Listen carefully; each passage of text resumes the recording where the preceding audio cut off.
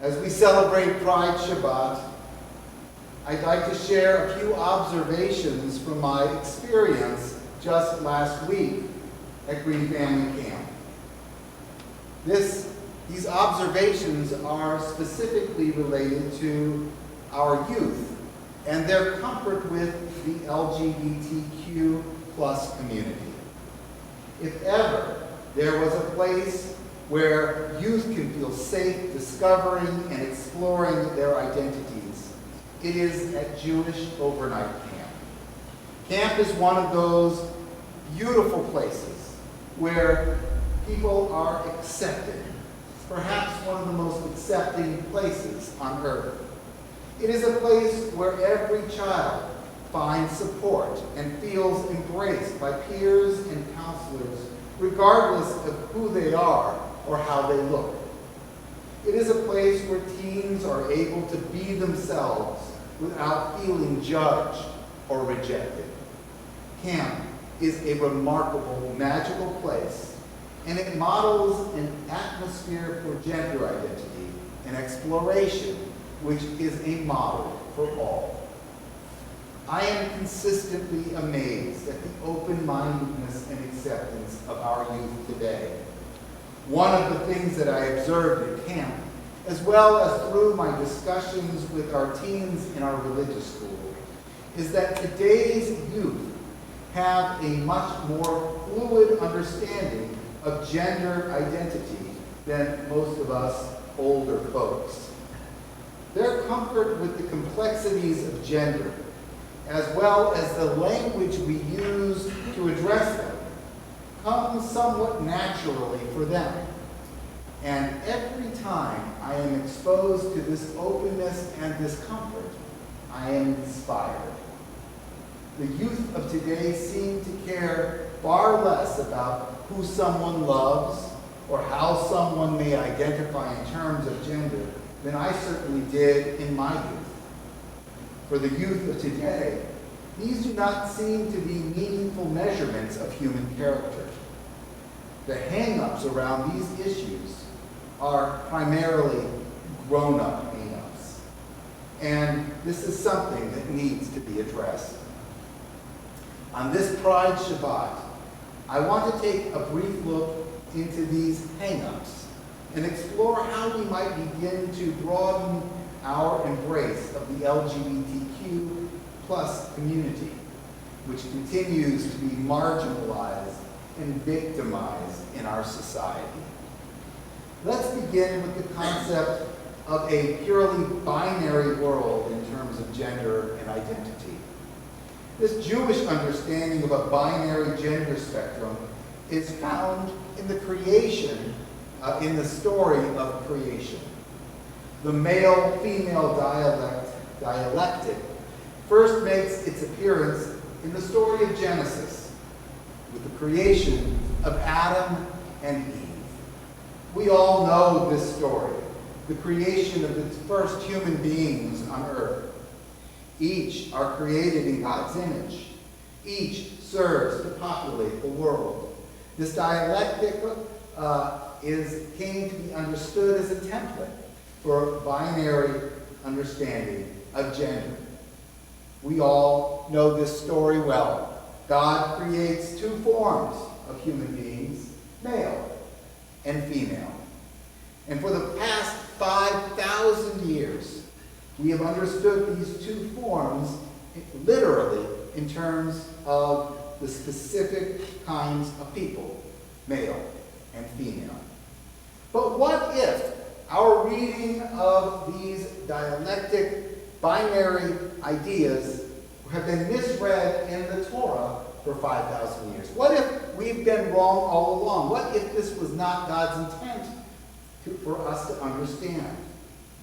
But rather, as it is so frequently in the Torah and throughout the Bible, these are poetic bookends. We see this all the time. If I were to say, as it says in the Torah, night and day, what does that mean? What does night and day mean? Always, right? If I were to say, as it says in the Torah, here and there, it means everywhere. If I were to say neither this nor that, it means neither, right?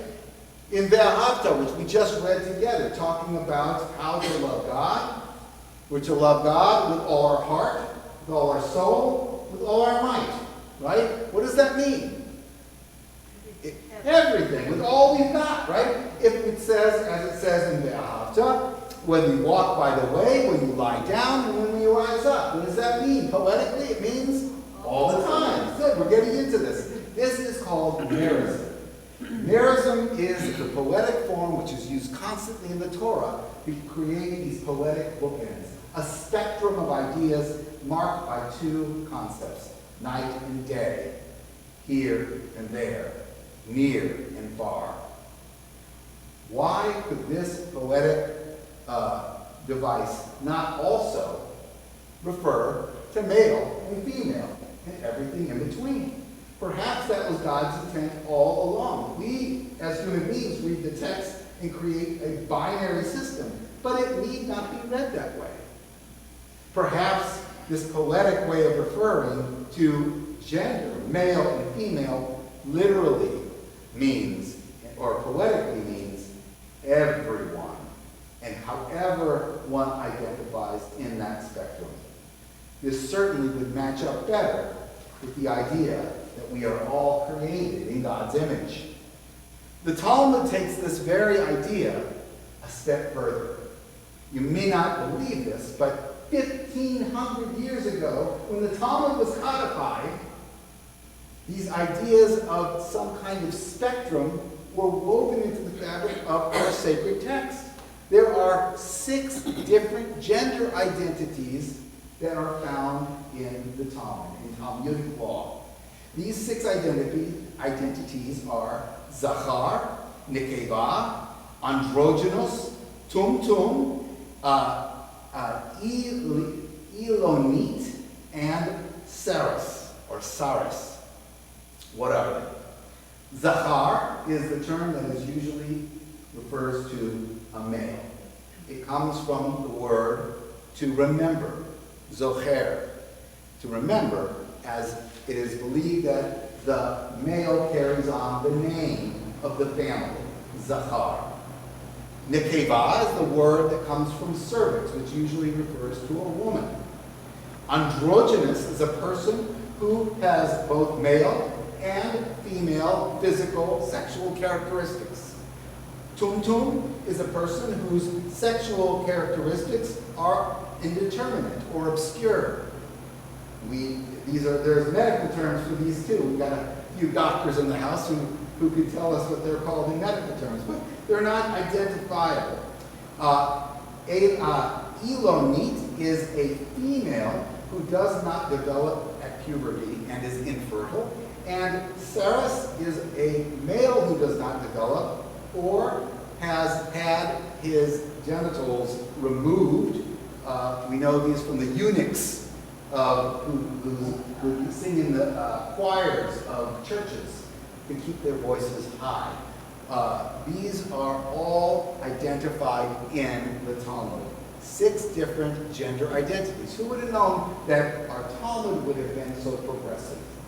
These terms help us to see and understand the non-binary gender world in a much broader perspective. Firstly, they draw our attention to the fact that the phenomenon of non-binary people is nothing new. It's existed forever. The truth is that non-binary identities have been recognized for millennia by cultures and societies around the world. Secondly, the Talmud's diverse terminology for gender identities help us to see that language matters. And in today's ever-changing world, this is really important because the words we choose enable us to be more inclusive and more respectful to those in this community. Honestly, this is one of the areas where us older folks constantly get tripped up, this language thing. New pronouns and sensitivities to language constructs are extremely challenging for most older people like myself. because we are tripped up by grammar. It's been hammered into our heads. But our youth seem to pick this stuff up without any thought whatsoever. What am I talking about here? I'm talking about the pronouns that we use in English. And as you know, English is a language where the pronouns are gender specific. We refer to people in the third person. If it's a male, we say he. If it's possessive, his. Or if it's a female, she and hers. But if we're trying to be sensitive and inclusive, these pronouns are excluding to those who may not identify as a he or a she. Now, the most common solution to this linguistic challenge is to call someone whose identity is in the spectrum in between the he and the she as they, or them, or theirs. But the problem comes in two forms. One, if we care about grammar, it's hard to match something when we're talking singular about a they, or a them, or theirs, right? And when somebody refers to someone else in the third person, saying they, they're talking about one person, for me at least, I go, wait, who's they? I thought, aren't you talking about that person? So that's where things get kind of confusing. But our kids today, though, you hear it all the time at camp. It's incredible. They, plural, refer to they individually without any thought whatsoever. I think the best word, to be honest, that I've learned since I've come to Texas is y'all. You can use y'all everywhere. Y'all, y'alls, y'all, you're going to get y'all's stuff. That way, you never fall into the trap. Now, honestly, I think this is just time limited, and I'll tell you why I think this.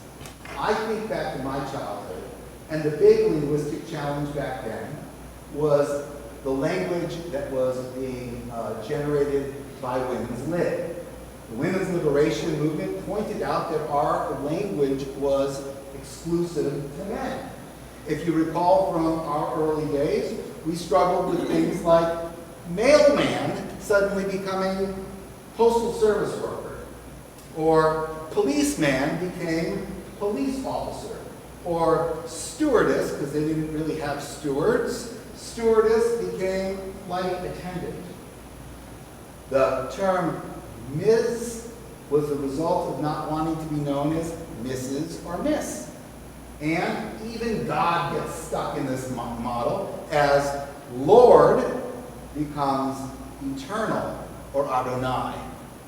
Now, these things are absolutely fluid for us. It's not an issue. So I believe that with time, our words, the language we use to refer to each other, will change as well. If we could do it then, we certainly can do it again. Our shift in language helps us make a shift in how we see and understand the LGBTQ plus community. And most importantly, it broadens our reach of inclusivity to the world around us. The truth is that language helps to shape and shift our behaviors. And that is what this month is all about. Pride Month helps us to check our behaviors as a society.